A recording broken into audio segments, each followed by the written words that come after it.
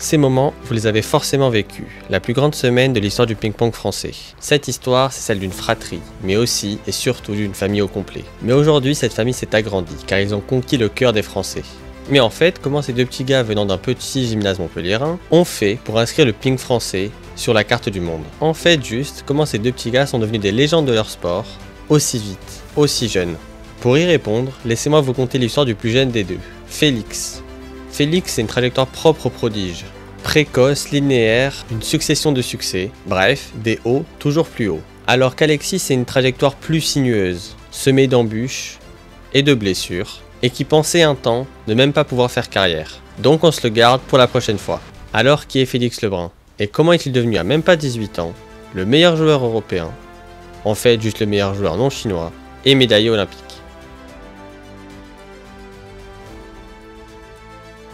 La différence entre Félix et les autres joueurs se remarque très vite, parce qu'il commence très tôt à taper dans la balle. Que ce soit chez lui, avec son frère ou son père après les matchs, il joue, s'amuse et surtout épate les observateurs. Après, je vous arrête tout de suite, on n'est pas dans un shonen. L'histoire du petit génie qui aurait récupéré tous les pouvoirs à la naissance, elle n'existe pas. Comme on a pu déjà le voir avec Mondo Duplantis, le catalyseur d'une grande carrière, c'est le travail qui est mené. Et plus on commence tôt, plus les résultats arrivent tôt. Et si tout comme Mondo, Félix commençait à jouer dès ses 3 ans, il se trouvait être même encore plus précoce que le crack suédois. En fait, dès ses 4 ans, Féfé se démarque du reste. Après avoir observé la technique auprès d'un ami chinois à son père, il essaye la fameuse prise porte-plume et l'adopte directement. Et je sais que ça a beaucoup fait parler, mais je dois recasser un petit peu le mythe. La prise porte-plume n'est pas un avantage en soi. Pour la plupart des joueurs, ça serait même se compliquer la vie. Déjà, si la prise a été popularisée par des illustres joueurs chinois, la génération actuelle et future de grands champions l'ont abandonnée. Et pour comprendre pourquoi, c'est assez simple. En tenant la raquette qu'à 2 doigts, on perd une part importante de puissance. Et on perd aussi en précision sur certains mouvements. D'ailleurs, si on devait donner une faiblesse du jeu de Félix, ça serait son dégagement de coup droit au corps.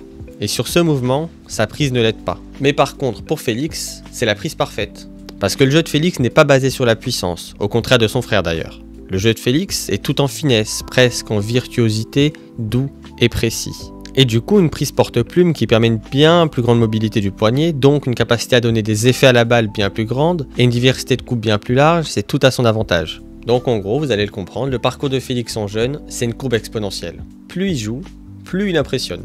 Et les premiers titres ne tardent pas à pointer le bout de leur nez. Dès ses 11 ans, il s'impose au Euro Mini Champs, un tournoi européen des jeunes talents du ping.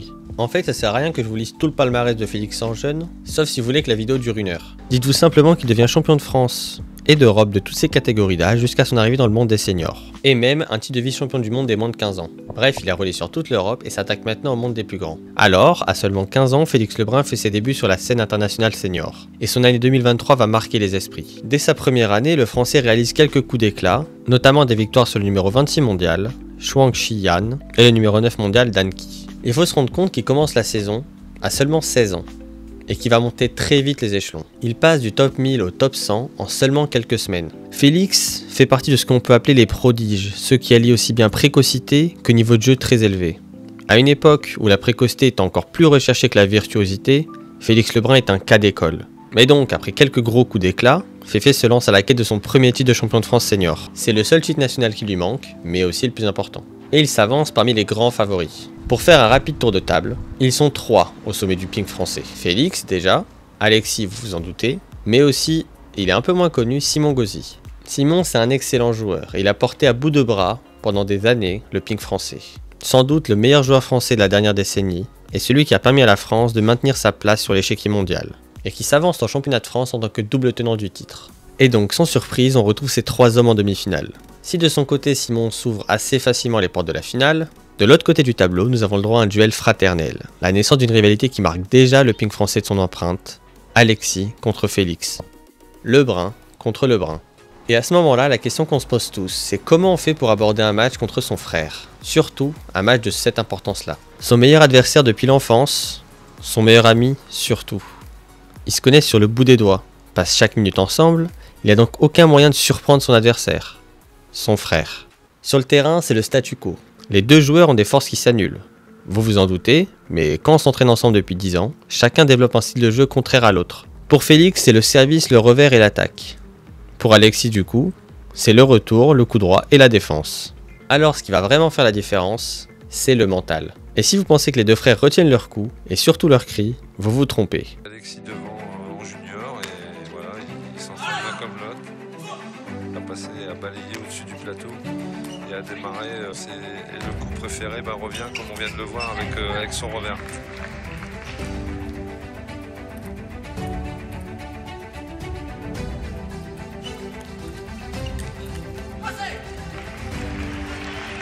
Toujours à 4 points et... Bien pivoté là, bien anticipé. À 2 points du match.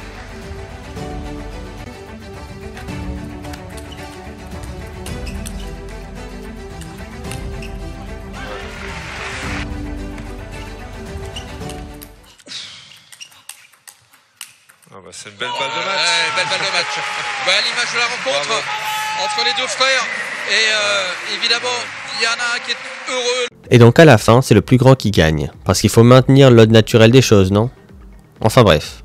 On se dit, à ce moment-là, que ce n'est que partie remise. Et que Félix prendra rapidement sa revanche sur son grand frère. Mais pas si sûr en fait. Parce que petit flash forward, on est en 2023, encore une fois au championnat de France. Mais en finale cette fois, on a de nouveau droit à un duel entre les frères Lebrun.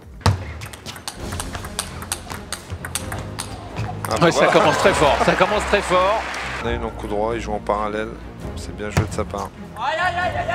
Ah, il s'en veut effectivement, faut pas gâcher les services. Dérangé par ses placements de balles, et puis surtout Alexis rate pas beaucoup de balles en première balle, et avec sa puissance fait la différence.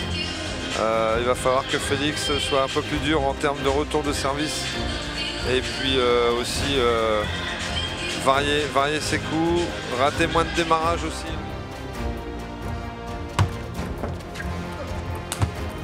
Et voilà, victoire et belle émotion d'Alexis Lebrun qui revient au plus haut niveau et qui réussit la performance de conserver son titre national. Toujours 4-7 à 1, une véritable sensation d'impuissance pour Félix qui en cette année 2023 va pourtant prendre son envol et remporter de nombreux matchs face à des joueurs bien plus classés que lui. Mais en fait, face à son frère, c'est pas forcément une question de niveau, c'est une question de rivalité fraternelle.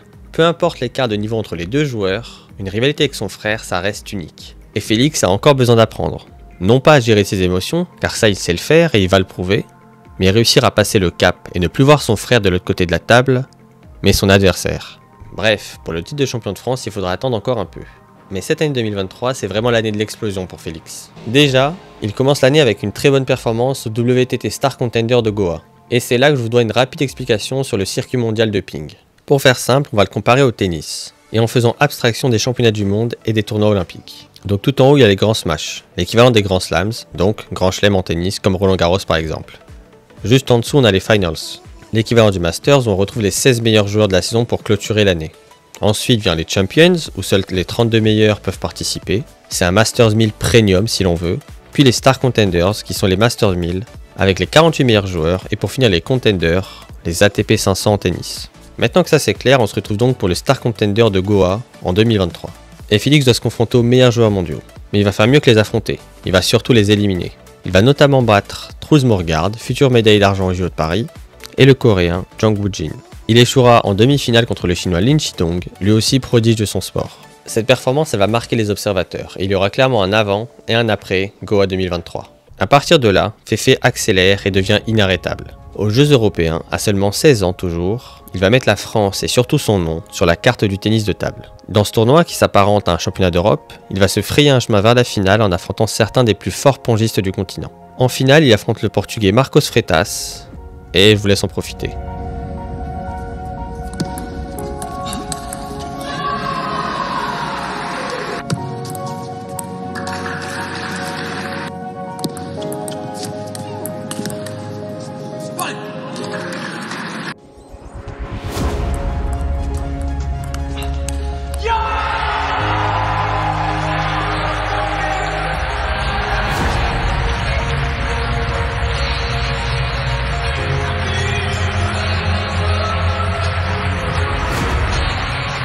Après avoir ramené la première médaille d'or majeure du ping français, Félix se concentre sur le tournoi en équipe. Parce que oui, j'en ai pas encore parlé, mais en tennis de table, les tournois de double, mixte ou par équipe ont une vraie importance. Donc pour les tournois en équipe, le format se rapproche pas mal de celui de la Coupe Davis en tennis. On alterne les matchs en simple et en double, la meilleure stratégie étant d'aligner son meilleur joueur sur le simple pour qu'il rapporte jusqu'à 2 points. La première équipe à avoir gagné 3 matchs gagne la confrontation. Et donc, si vous avez suivi, avec Félix et Alexis Lebrun, accompagnés toujours de Simon Gauzy, la France a de gros arguments à faire valoir. C'est même, sans doute, la plus grande chance de médaille en vue des Jeux Olympiques de Paris. Et donc, aux Jeux Européens, l'équipe de France arrache une médaille de bronze.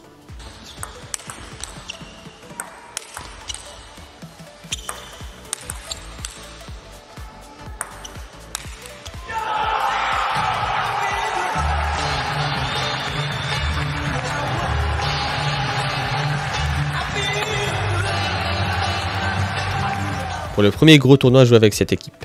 C'est bien, mais c'est pas suffisant puisque les pays asiatiques n'étaient pas présents. Et quelques semaines plus tard, rebelote avec une nouvelle médaille de bronze, cette fois au championnat d'Europe par équipe, où l'équipe de France est éliminée par le pays hôte, la Suède en demi, qui est clairement un des gros outsiders pour la médaille à Paris. Dans une Malmö Arena incandescente, Félix Lebrun est imperméable au stress. Il s'impose 3-7-0 face à Truls Morgaard, vice-champion du monde il y a 2 ans.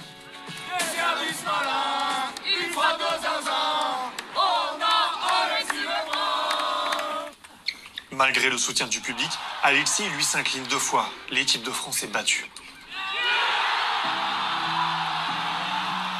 Allez, on est fiers de notre parcours. C'est bien. Mais il est l'heure pour Félix de se concentrer sur le simple, pour le Star Contender de Lanzhou, où il arrive en tant que jeune talent très attendu.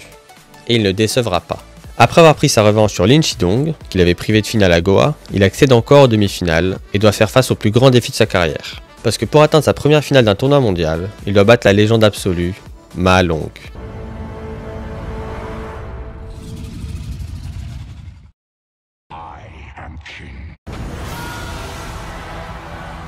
Si vous cherchez le GOAT du ping, la réponse est là. Le joueur le plus titré de l'histoire de son sport avec 6 médailles d'or olympiques, dont 2 en simple. Le seul de l'histoire à avoir su faire le back-to-back. Bref, c'est le plus grand défi de la carrière de Félix, et il doit répondre présent. Long 4-0. First towel break. Oh.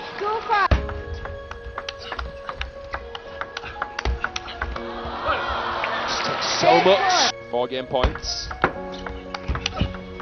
And you've got to be everybody know that he still is the hardest player to beat for a non-Chinese. And that's right. 11-2 in the decider there. Le plus important ici, c'est que Félix arrive à atteindre le top 4 d'un Star Contender. Et vous savez ce que ça veut dire. S'il descend d'une catégorie de tournoi, il peut sans doute viser la victoire. Et donc, Fefe s'aligne sur le Contender d'Antalya. Par chance, les meilleurs Chinois ne sont pas là. Et donc le tournoi est très ouvert. Je dis ça, mais il y a quand même le Brésilien Hugo Calderano, 4e mondial, et Dimitri Chotcharov, un des meilleurs joueurs de l'histoire du continent, qui a notamment réussi l'exploit de devenir numéro 1 mondial devant Ma Long. Et ces 2 joueurs, Félix va les affronter. Calderano d'abord en quart de finale pour un récital dont il a le secret. Un sec 3-0 contre le 4e mondial, ça marque les esprits. 4 match points.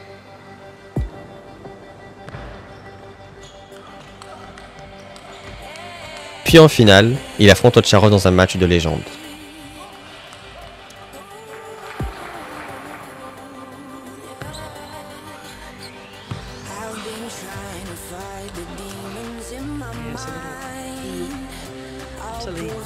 Contrast.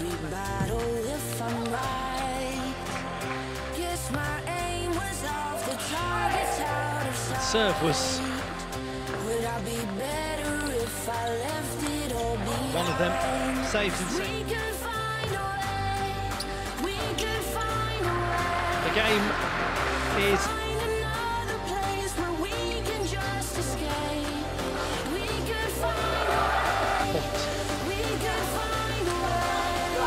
it's LeBron's chance. Oh, not a million miles away.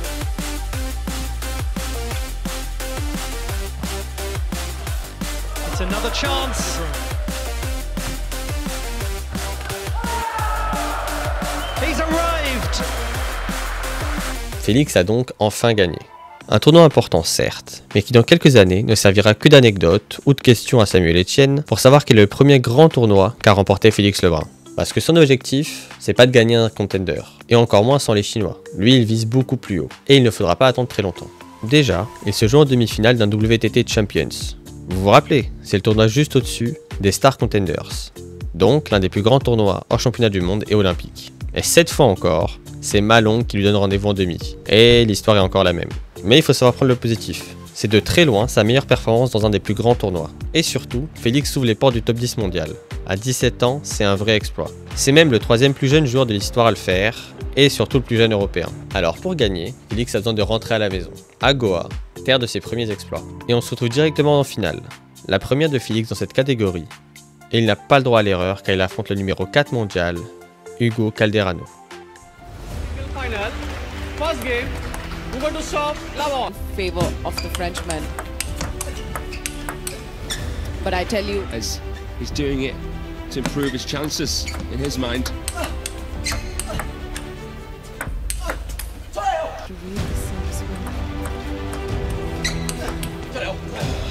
Rob.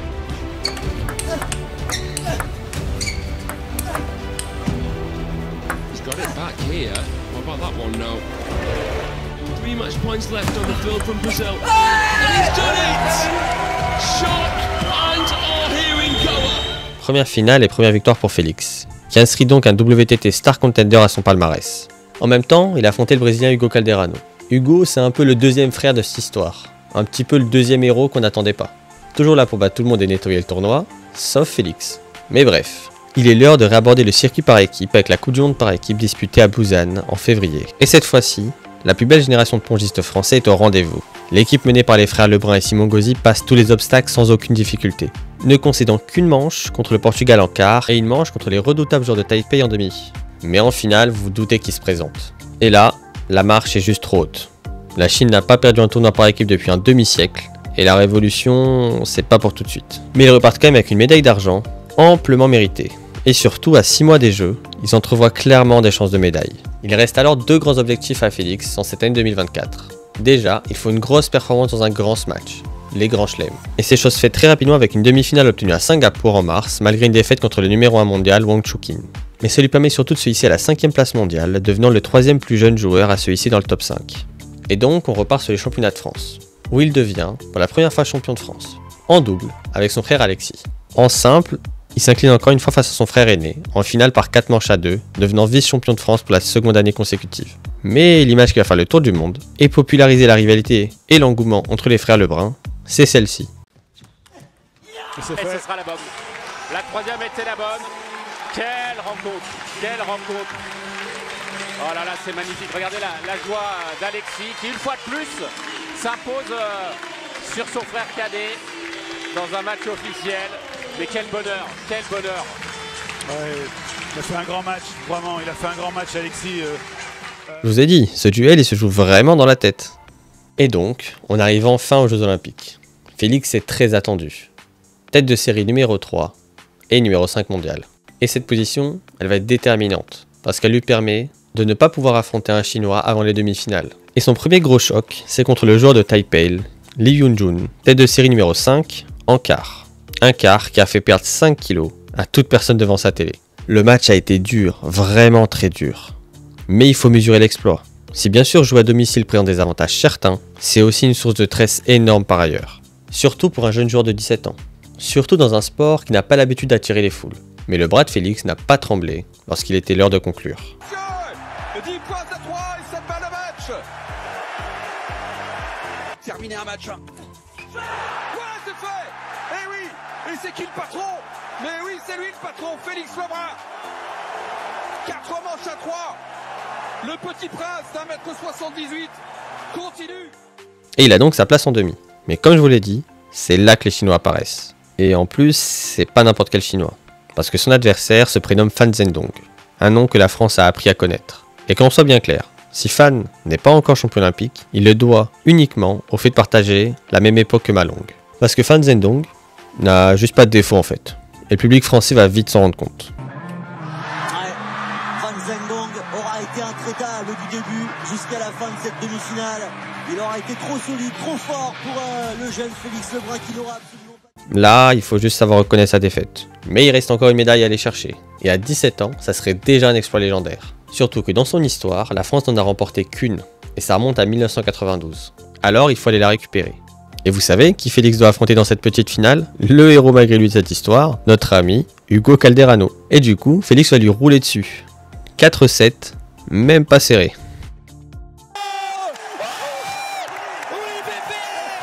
C'est énorme! Mais qu'est-ce qu'il a fait? 17 ans! Médaillé bronze du tennis! Alors c'est fait. À même pas 18 ans, dans un sport totalement dominé par l'Asie, Félix est déjà médaillé olympique. Un rêve dont il n'osait même pas rêver il y a quelques années. Incroyable, ce serait d'aller au JO et puis ouais, un objectif réalisable, c'est d'être fort. Mais il y a un autre tournoi où la France a ses chances de médaille, le tournoi par équipe. Alors avec son bronze autour du cou, Félix rejoint son frère Alexis et Simon Gauzy pour démarrer le tournoi. Et nous on se joint directement au quart de finale, face au Brésil. Oui, le Brésil d'Hugo Calderano. Félix gagne son simple 3-1 et la France rejoint les demi-finales. Malheureusement, le tirage n'a pas été aussi favorable qu'en judo. Les yeux, ça va être Gaba, non, attention. Mais oui, plus de 90, évidemment. Et c'est la Chine qui se présente face à l'équipe de France. La marche est bien évidemment trop haute, mais pour son match face à Fan Zhendong, Félix fait bien meilleure impression et accroche le meilleur joueur du monde. Donc la France doit jouer son bronze contre le Japon. Un match sur le papier très équilibré. Et ça sera encore plus le cas sur la table. Le tournant de la confrontation, c'est contre le petit prodige Harimoto, monstre de précocité et joueur qui scrute le top mondial depuis des années. Et à la suite d'un match irrespirable où il efface plusieurs balles de match, Félix triomphe d'Harimoto et ira offrir à l'équipe de France sa première médaille olympique.